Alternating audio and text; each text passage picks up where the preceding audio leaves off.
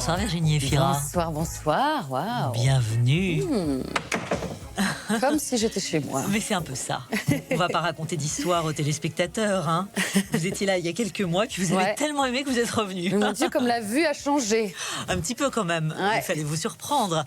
Bon, je ne vous fais pas de visite guidée, hein. Vous connaissez tous les recoins ou presque. Presque. Bon, mais c'est vrai qu'on vous a proposé une autre vue, une autre façon de s'ouvrir vers un ailleurs avec vous pendant cette émission. Et on a choisi non pas de vous installer à Bruxelles, parce que ça aurait été un peu facile, mais Paris. La ville d'adoption. Ben voilà, votre ville d'adoption, la vôtre. Avec cette tour Eiffel qu'on retrouve dans le film.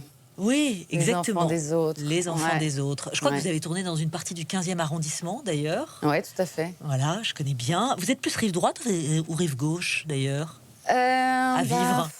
En fait, moi, la géographie parisienne, c'était complexe parce que quand je suis arrivée de Bruxelles, vraiment, c'est comme si Paris se scindait en deux, de manière complètement naïve, voire idiote. C'est-à-dire qu'il me semblait j'avais l'impression que les choses se concentraient du côté des Champs-Élysées. Ah oui. Alors que se concentre pas grand-chose là-bas, surtout quand on n'est pas encore trop vieille et qu'on y arrive et qu'on a envie de s'amuser, de faire des rencontres. Mon Dieu, quoi. Et donc, j'ai migré après vers le 1er, maintenant le 11e. Je me demandais si vous circuliez en voiture dans Paris.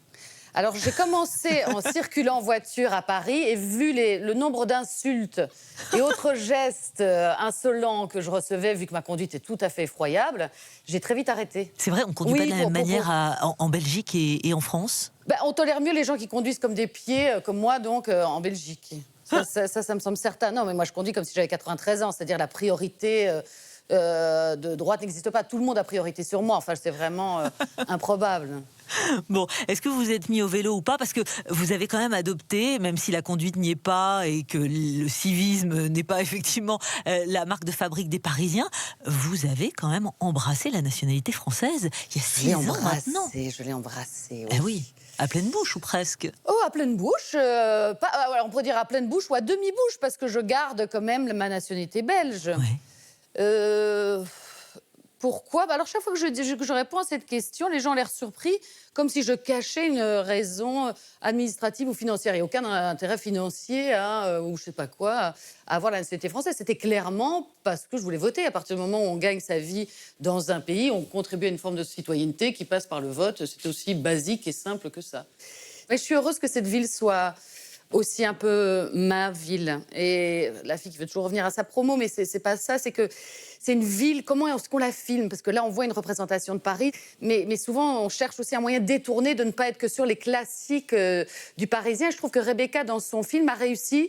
Ça m'a fait penser par moments à Woody Allen, dans son rapport à sa propre ville, à New York, à donner une sorte quand on la connaît bien, sa ville, quand on sait ce qu'il y a sur la droite, sur la gauche, tel parc, tel endroit, tel restaurant, on peut voir une arrière-cuisine. Le rapport à la ville, j'adore ça. Alors, le rapport à la ville, on va le découvrir dans une seconde, évidemment, en images. Vous pouvez vous installer au comptoir, si vous voulez, au Virginie comptoir, là où Efira. je suis Par exemple, la chaise haute, un petit verre, un petit macaron au beurre salé. Parfait, je crois que ça reste votre dessert préféré.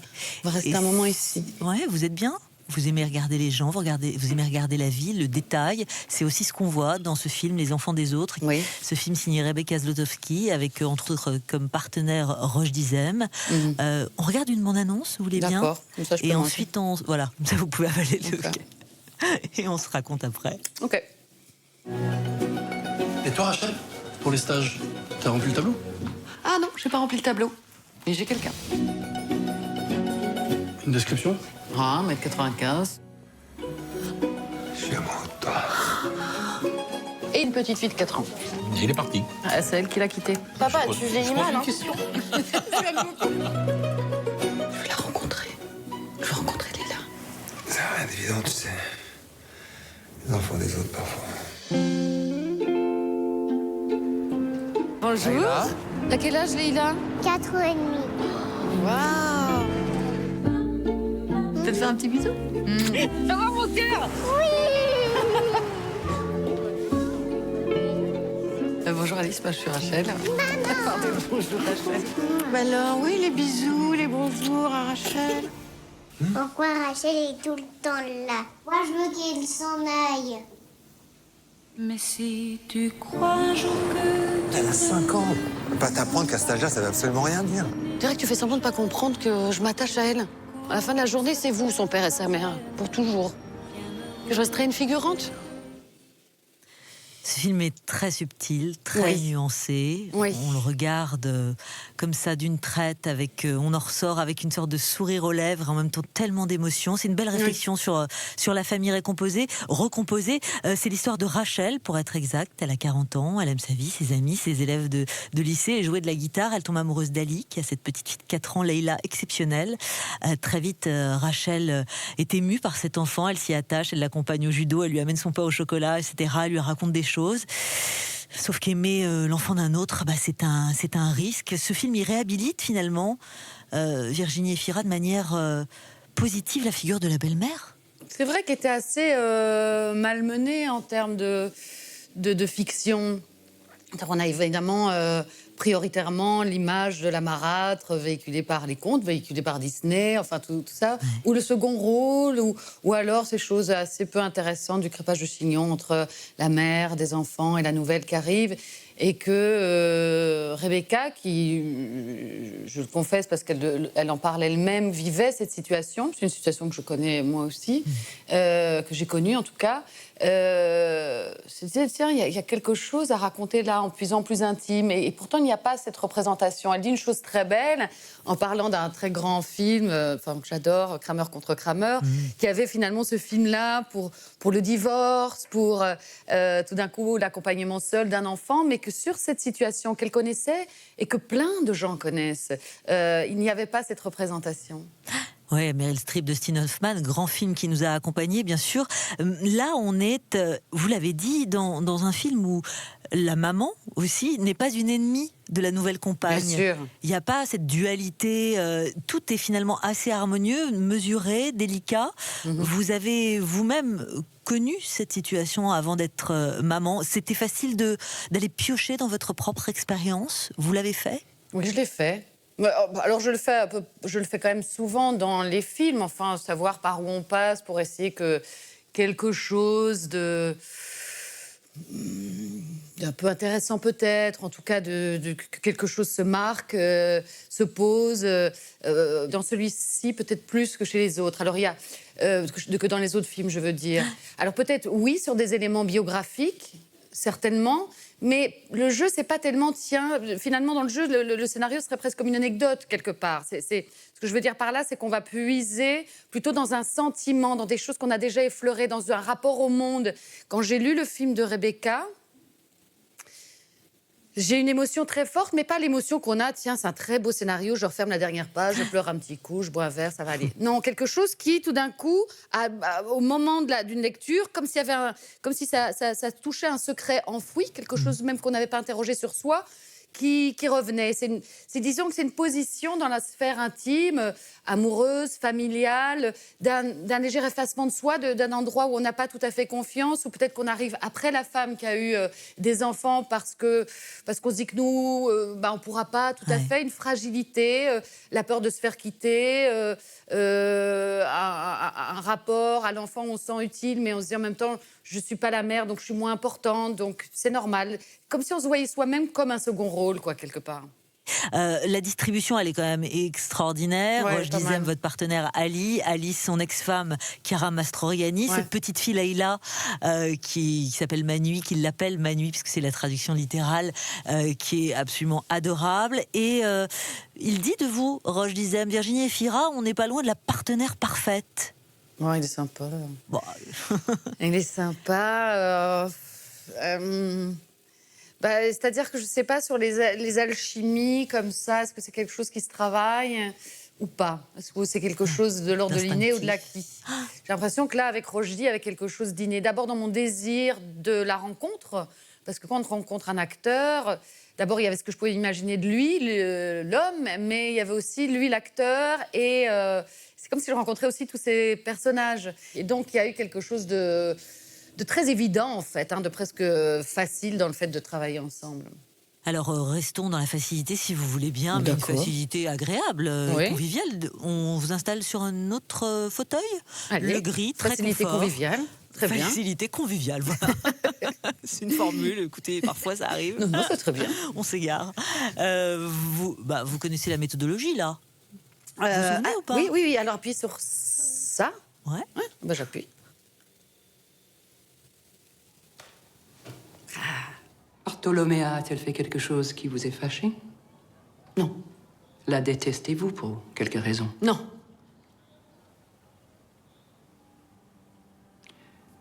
Avez-vous de l'affection pour elle? J'éprouve de la compassion, oui, pour toutes ses souffrances. Y compris celle que vous lui infligez? Oui, mais le père Ricordati dit que les souffrances nous guident vers Dieu et nous rendent plus forts. Nos propres souffrances. Pas les souffrances des autres. Vous avez montré trop de zèle. Vous vous passerez de pain pendant une semaine, et pendant 15 jours, vous changerez les draps de sœur Jacobin.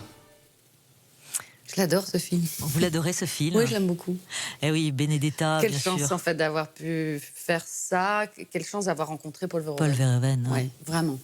Vraiment, parce que ça, pour le coup, oui, c'était pas ultra prévisible. Là, je peux faire un petit retour en arrière. Je me vois présenter le hit parade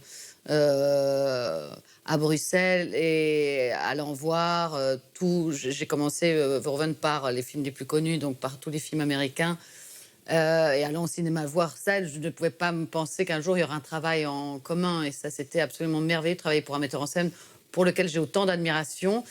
Qui m'a fait une confiance absolue. Alors que je lui avais demandé pour la préparation qu'est-ce qu'il faut faire. Et il m'avait dit, you know what you must do. Tu sais ce que tu dois faire. Je lui ai dit, mais attends, une nonne possédée au XVIe siècle, non, je ne sais pas, c'est pas complètement Pas mon une évidence, quotidien. ouais.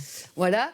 Et du coup, je proposais des choses. Et à la fin d'une prise, il me disait, c'est bizarre, mais alors, c'est bien, je crois. Oui, c'était baroque, le personnage était Ouais. complexe, déchiré, sexuel, aussi peu consensuel. Ouais. Mais on voit, hein, comme vous êtes évidemment habité, quand vous, j'allais dire comme Benedetta, mais oui, il y a une forme comme ça d'enthousiasme quand vous racontez ça et cette rencontre avec Paul Verhoeven. Je crois que d'ailleurs, c'était pas une évidence parce qu'il y avait eu un premier petit rôle et puis ensuite une deuxième rencontre. La première fois, c'était comme ça assez oui, bref oui, oui, et puis oui. vous vous êtes recroisés dans un hôtel. Oui, c'est ça. Après En fait, Elle, en fait. j'avais tourné quelques jours dans le film Elle.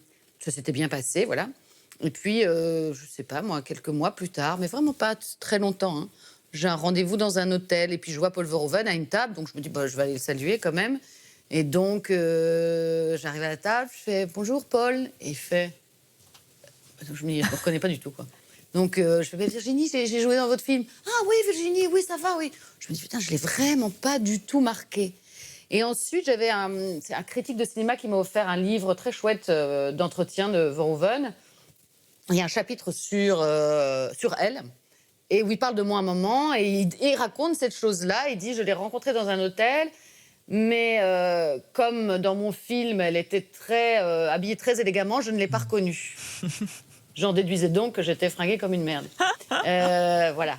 Alors, on va sur une autre image, par exemple? Eh bien, d'accord. Allez, c'est vous qui êtes à la manœuvre. Ok. Vous êtes comme chez vous ici. Ouais. Alors, pas de son, mais de l'image, n'est-ce pas? Ouais. Et que d'images. Oui. Et des gros titres, et Virginie Efira. Oui. Sous toutes ses coutures, ou presque, protéiforme, omniprésente, presque une sorte de don d'ubiquité. Depuis un an, Virginie Efira, qui est sur grand écran, un peu partout. Le cinéma français vous a choisi, vous a adopté, comme vous avez adopté aussi la France. Vous êtes partout depuis 2010 seulement. Ok. Vous vous rendez compte ou pas, en 12 ans, du chemin parcouru et de cette adhésion, j'allais dire, à l'unanimité? Est-ce que ça existe vraiment, cette chose-là de l'unanimité? Est-ce qu'il faudrait même la vouloir? Je ne sais pas. Je me rends compte parce qu'on m'en parle, mais il n'existe pas de moment où chez vous, vous vous mettez dans un canapé comme le vôtre. Déjà, il n'existe pas de canapé comme le vôtre, à part Non, ici. effectivement. Où vous dites, ah, eh bien, quel chemin parcouru. Non, ça n'existe pas, cette espèce de...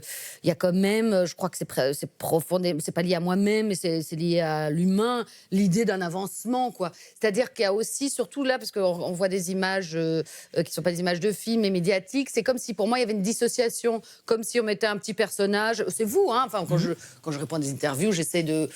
Je sais pas ce que ça veut dire, tricher, pas tricher, mais enfin, d'essayer au moins de d'un vague témoignage de ce qu'on est, quoi, si ça peut avoir un intérêt. Mais malgré tout, c'est quand même comme quelque chose qui semble éloigné de vous, quoi. Donc on n'a pas une perception. Je vois bien là, comme il y a plusieurs films, oui, qui a une forme d'omniprésence. J'espère que c'est pas trop Il y a quand même 7 films sortis depuis l'an dernier. Tout ça, ça reste très concret. Vous en avez même sorti 2 ce mois-ci avec Revoir Paris d'Alice Winocourt sur les attentats. Oui. Donc en plus dans un tout autre registre, c'est quand même très palpable. Oui, ça c'est palpable, parce que ça, effectivement, on se rend compte que du coup, on a du temps pour 2 personnes en plus, mais rarement davantage, quoi. Ça vient. Alors, est-ce qu'on peut parler d'une forme boulimique d'envie de cinéma? Peut-être. Je ne cherche pas à fuir ma propre existence, mais ma propre existence, elle passe aussi par des lieux de tournage, qui est un endroit où je me sens bien, parce que j'ai la chance aussi de ne pas devoir faire dans ma vie privée de compromis par rapport à ça. C'est-à-dire que j'ai un enfant et que ça ne m'empêche pas de choses que j'aurais envie avec elle, par exemple. Donc, il n'y a pas de... À part une sorte d'omniprésence, il faudrait peut-être avoir une sorte de réflexion en se disant est-ce que vraiment tout ça ne va pas trop emmerder les gens et tout. Mais si les films sont bons, j'ai l'impression que si les films détiennent quelque chose de particulier, de l'importance pour leur auteur d'être raconté, qu'il s'agit de récits... Parce qu'aussi, j'ai envie de fouiller dans une condition... d'humains, de femmes, de mon âge, contemporaines, et que là-dedans, il y a différentes choses à aller chercher. Forêt en eau profonde du personnage, donc c'est un peu ce qui vous occupe aussi. C'est quand même assez Une joyeux phrase à empruntée faire, à Philippe Labro, faut rendre à César ce qui lui appartient.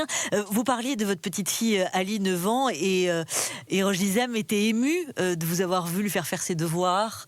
Il a parlé de ça ? Ouais. Alors j'étais émue aussi.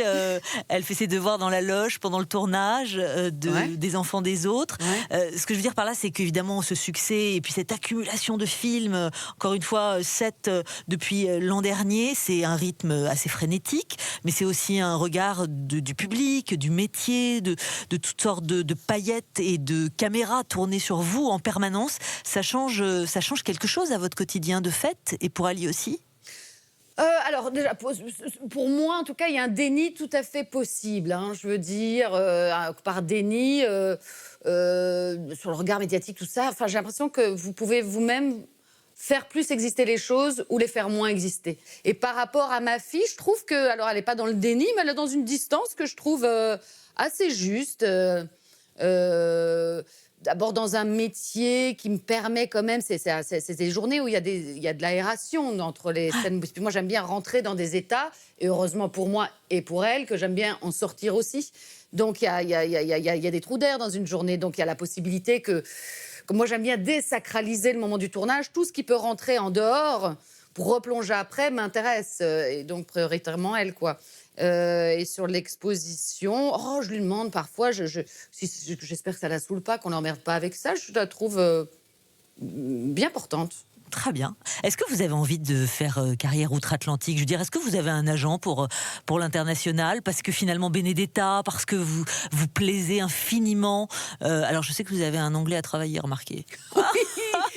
C'est ça le premier truc. Mais là, oui, attendez, là, je suis très motivée. Mais le test de la motivation, ça passera... C'est-à-dire, si dire je suis très motivée et rien faire pour, ça va pas. C'est comme le plus important, c'est pas l'amour, c'est l'épreuve d'amour. Donc, ce qu'il faudrait faire prioritairement, et ça je vais le faire, mais pas seulement parce que je convoite vraiment une grande carrière internationale, c'est que je fais malgré tout des festivals où je fais des choses... et je réponds mal aux questions. Déjà en français, ça dépend des jours, mais alors en anglais, c'est vraiment... c'est très limitant. J'essaie d'être drôle, je suis navrante, j'essaie d'être perspicace, c'est même pas des banalités, les gens ont l'air circonspects. Donc il faut vraiment, en fait, juste un acteur, aujourd'hui, dans la nouvelle configuration même de comment se passe la fiction. Là, par exemple, je tourne une série, la série, elle passe sur une plateforme, du coup, forcément, c'est une vision qui n'est pas que française, donc il faut quand même pouvoir échanger avec un minimum de nuances. Donc ça, je vais le faire, ne fût-ce que pour ça. Bon alors, objectif 2023, cours d'anglais, donc intensif. Allez. Oui, quand je reviendrai ici, on fera toutes les missions en anglais. Allez, chiche. Ouais, okay. Allez, une image, s'il vous plaît. D'accord. Sarah, I don't have a husband. Ah, I don't oui, have carrément, a quoi. family. This is it for me. I mean, I get my kicks out of acting. If I can reach a woman sitting in the audience who thinks that nobody understands anything and my character goes through everything that she's going through, I feel like I've done a good job. You think that anyone who's old can't be vulnerable? That's not what I'm saying. What are you saying? When I was 18, I could do anything. My emotions were so close to the surface, I could feel everything easily. But now, this is years later. Place later. Years later. Gina J'adore. Rollands. Oui. Eh oui, Opening Night ou Femme Ouais. sous influence de John Cassavetes. Je sais Ouais. que vous l'avez beaucoup regardé, vous en êtes inspiré pour Victoria, pour Ouais, Sibylle de Victoria, Justine avec Trier. Justine et tout ça, à la fois sur des tout petits éléments, un peignoir bleu, une mèche de cheveux propre, même quand qu'elle est complètement délabrée et tout ça. Et puis il y a quelque chose, alors particulièrement dans ce film-là, et ça c'est vraiment un truc qui ouvre. D'abord, regardez son visage, c'est vraiment, moi ça peut durer très longtemps. Et là, il s'agit d'une actrice dans ce film, dans Opening Night, une actrice qui est vieillie. Et elle est dans ce passage qu'on nomme la seconde femme, une autre femme. Et quelque part dans le film de Rebecca, il y a ça aussi, dans cette idée de plus pouvoir avoir d'enfants, une autre femme qui apparaît. L'acceptation ou pas de ça, ce qu'on fait de ça. Et c'est peut-être aussi, moi là où je m'y rejoins, c'est que j'ai comme, enfin, grâce à Justine et tout ça, c'est aussi que moi j'ai pu faire les choses les plus intéressantes passé 40 ans. Oui, c'est ça. intéressant, quand même. C'est un peu ce que j'allais dire, ou en reprenant, en citant Coco Chanel, qui dit on n'est plus jamais jeune après 40 ans, mais on peut être irrésistible à tout âge. Oui. Et la question, c'est voilà, est-ce que l'âge vous questionne aujourd'hui, vous interroge, et dans quelle mesure? Alors, pas de manière concrète. Enfin, je passe peu de temps dans mon petit fauteuil à venir avec ça, mais je pense que ça vous traverse quand même, qu'on soit d'ailleurs acteur ou pas. Mais quand on est acteur, qu'il y a cette image-là, qu'on est pris dans un moment, peut-être que cette espèce de frénésie, de rôle fait que je me dis, tiens, après, on ressemble à autre chose. Et je pense aussi, j'ai très peur des acteurs qui deviennent fous et qui sont plus lucides sur leur apparence aussi. Qui manquent de lucidité. Souvent, dans les films, moi, je joue un moment où je suis toujours gênée, alors que j'ai joué des femmes plus âgées, mais quand je dois jouer une femme plus jeune, qui aurait...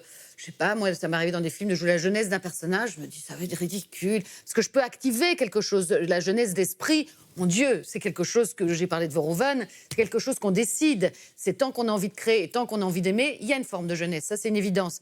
Mais sur l'apparence, je me dis qu'est-ce qu'il fait un acteur avec son apparence? Est-ce qu'il vaut mieux qu'il soit invisible à ça? Est-ce qu'il faut s'en foutre? Regardez comment on gère cette chose-là. Et que cette boulimie, elle peut intervenir en disant, tiens, pour cette partie-là de la vie qui est comme à mi-parcours, il y a déjà eu pas mal de choses derrière, il y a encore des choses devant. Ça s'entend, il y a des choses devant aussi, mais c'est différent. Alors, est-ce qu'il n'y a pas essayer de prendre tous les récits possibles autour de cette période-là que je connais bien puisque je suis en train de la vivre? Alors, on va continuer à la vivre ensemble Oui. en vous mobilisant, mais à la verticale, si vous êtes d'accord. Ça veut dire ça. Virginie Efira vers la Ok. bibliothèque, Ouais. qui se Là. déploie devant vous avec ses livres, Ouais. ses DVD, etc. Mais au fond, on la connaît un peu, votre bibliothèque, même s'il y a toujours des nouveautés, parce que vous êtes une lectrice, parce que vous êtes une gourmande de littérature et de culture en J'aimerais, général. mais c'est un peu... il faudrait l'être davantage. Bon, franchement. alors du coup, on s'est dit, voilà, on va trancher pour Ouais. Virginie, Ouais. et on va revenir un petit peu en arrière, à Bruxelles, au Snap. Ah oui, mon Dieu. Ah oui, mon Dieu. Ouais. Alors le micro se trouve Oh à non. côté du miroir. Vous voyez le miroir juste derrière Ouais, c'est vous. pour Non, ça que vous me un préparez, quart vous de me tour, chatoyez. Virginie. Un quart de tour. Le micro, le miroir.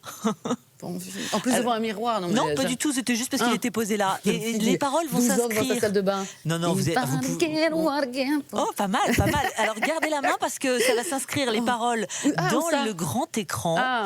Oh, Et on a été sympa, on a mis les paroles d'une chanson d'un ami à vous qui s'appelle Juju. Ah, Julien. Julien. Attends, mais alors ça a été... j'espère que je la connais quand même. Ah oui. Attends que ça. Baby, I Love you less than this because of what you know. Ah, c'est horrible. Attends, je me concentre. Mais I love you less than this. Trop timide. Because of what you done. C'est navrant. To me, le ciel se couche sur ta peau de loup. Les oies sont rouges.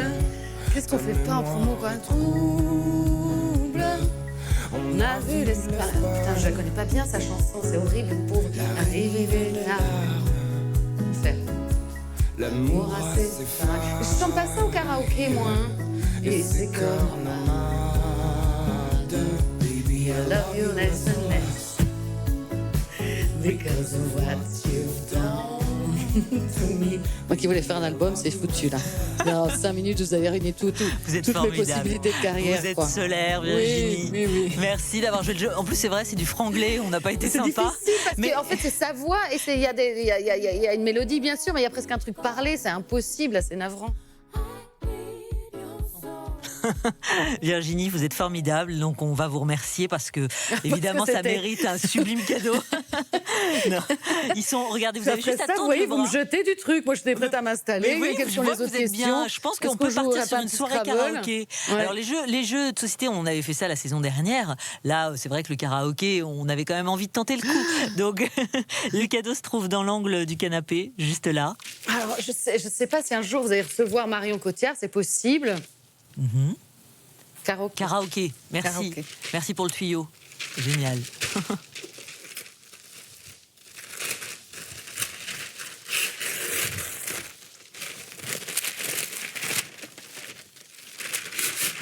Oh, c'est chouette, c'est super.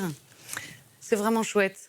C'est Kim une Novak. photo de Kim Novak Ouais. dans Vertigo Ouais, bah oui. Hitchcock. Bien sûr. C'est super. Ça me fait très plaisir. Alors, si vous voulez bien nous faire plaisir cette fois, Vous veuillez prendre avec- la porte. Avec non, avec une Vous avez photo de compris. vous, un petit selfie. oui. Regardez, à côté du comptoir, la partie bibliothèque qui se trouve là, un appareil photo. Mais regardez, vous avez remarqué ou pas la différence par rapport à celui de Bah, la là, on saison a investi, précédente là. Ça a bien marché la vous saison voyez dernière, il me semble. Hein Comme vous y allez. Alors, vous pouvez appuyer une première fois sur la pastille qui vous fait face, ça déclenche. Et ensuite, voilà, vous rappuyez. Non, ça marche pas. Alors, normalement, ça marche. Celui-là, il est terrible. Là, c'est oui, bon, c'est bon, parfait. Et ça, c'est notre petit souvenir. On vous réinvite Cool. évidemment tous Du coup, les ça, ans. je vous le laisse. Oui, Bah, s'il vous vous plaît. avez bien intérêt. Alors, la dernière fois, mon équipe m'a dit qu'on était reparti avec plein de choses. Donc, alors, le verre de... Vous avez prévu la valise, donc, cette fois, c'est puisque sûr. vous connaissez le système. Bon, merci à Merci vous. Virginie C'est Efira. super. On vous retrouve tout de suite sur Canal+, dans Les Enfants des Autres, signé Rebecca Zlotowski. À vos côtés, Roche Dizem. Ce film qu'il faut aller voir, très nuancé, très délicat, Ouais. différent. Merci beaucoup d'être venu nous voir. Vous reviendrez, hein? Merci à vous. À bientôt. Oh, bah, c'est sûr, le rendez-vous est pris. Bon, ça marche alors. Au revoir. À bientôt. Merci Virginie. Merci. Moi, c'était chouette.